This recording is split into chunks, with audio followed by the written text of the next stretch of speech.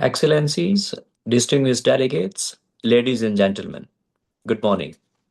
It's really my great pleasure to participate in this expert meeting, which is exploring how we can strengthen international cooperation in relation to repatriation of illicit funds and how we can use the recovered funds effectively to promote all human rights, including the right to development.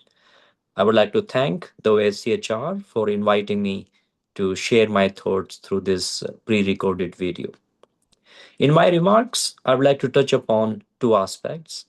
I will briefly outline how illicit financial flows are impacting the right to development negatively. And secondly, I will talk about the relevance of right to development in relation to a framework that I will say as PRI: prevent, repatriate, and invest those illicit funds to realize all human rights. So, let me very briefly start with the negative impact of illicit financial flows on the right to development. It is widely documented that hundreds of billions of these dollars are illicitly stored in other jurisdictions, and that directly impacts the economic development and the sustainable development goals achievement. But what we pay less attention to is the other dimensions of right to development, which are political, cultural, and social development. The illicit financial flows also impact political development because often these funds are linked to political corruptions or business corruptions, and that undermines the political participation of people in these processes. Then we also see the situation where these funds are also damaging the cultural rights, whether through extractive nature of the industry or through conflicts and wars where these funds are gathered. And finally, we can see the direct impact of these funds on social development because quality of life is undermined, the access to health as well as education is undermined because of these lack of funds. What can be done differently? In my view, we need a three-prong approach: prevent, repatriate, and invest. Prevention is always better than cure, but prevention is not foolproof, and that's where it is crucial to ensure that if the funds are stored overseas in other jurisdictions, they are recovered and brought back home in receiving countries so that they can be used to promote human rights. But finally, investment of those funds in a transparent manner is also very crucial. In all these three stages, right to development can provide a crucial guidance. And here I would like to refer to two specific provisions of the 1986 Declaration on the Right to Development. Article 3.3 of the Declaration provides that all states have a duty to cooperate to eliminate all obstacles to realize the right to development. And of course, illicit financial flows are one of those obstacles that must be overcome. Then there is Article 6.1, which talks about the duty of states to cooperate, to promote, and to realize all human rights without any discrimination. And again, this duty is reinforced throughout the other parts and the preamble of the declaration. So, how can we apply this international cooperation element in relation to the framework that I'm proposing? Let's start with prevention. If we can prevent the flow of illicit funds, that is the most ideal situation. And that's where transparency and sharing of information between states is going to be very crucial. We can also use new technologies to eliminate corruption. But at the same time, we should also try to regulate more effectively the professional service providers, which may have played a role in the transfer of these funds abroad.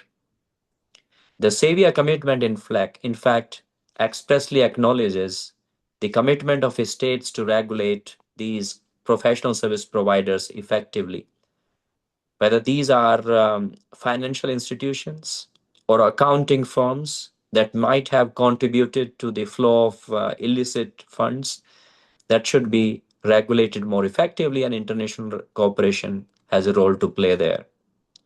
But we can also strengthen the protection of whistleblowers, because civil society free press can play a very crucial role in preventing the flow of illicit funds abroad.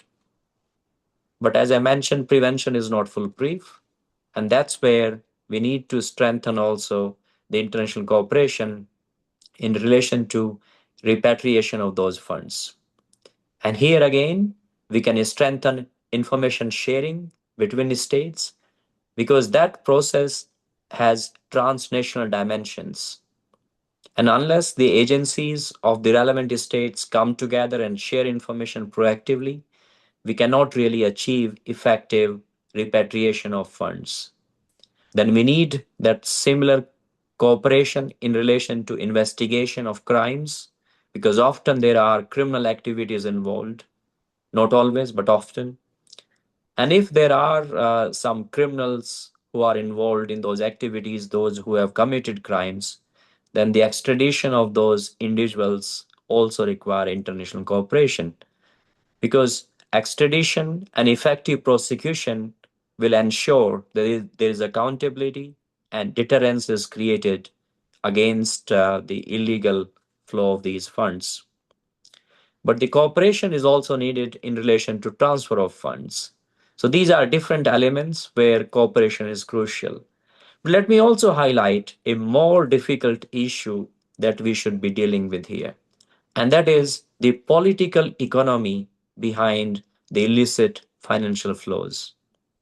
They are tax havens that we know, and there is an economic element why certain jurisdictions are benefiting and encouraging and tolerating the storage of these illicit funds. States need to confront this white elephant in the room, and again, they need to build certain red lines that cannot be crossed and should not be crossed in relation to those situations where illicit financial flows are taking place blatantly, and that is depriving many states, including developing countries, of very valuable resources. But once the funds are recovered, the third element that I was referring is investment. How do we ensure that the funds that have been recovered are invested properly in a transparent manner and to realize to the best possible way the human rights of everyone? Again, right development provides a yardstick through participation decision making. People should be able to participate in an active, free, and meaningful manner to ensure that the decisions affecting them are really taken with their effective, meaningful participation. And this applies in relation to the investment of funds as well. The process of investing those funds should be designed with people's participation. And here again, we can share good practices among states, and that's where international cooperation will become relevant once again. So I very much hope that this expert meeting will contribute to developing a compilation of good practices that will strengthen international cooperation to deal with this significant challenge of illicit financial flows, and it will support the recovery of those funds to realize human rights of everyone. Thank you very much.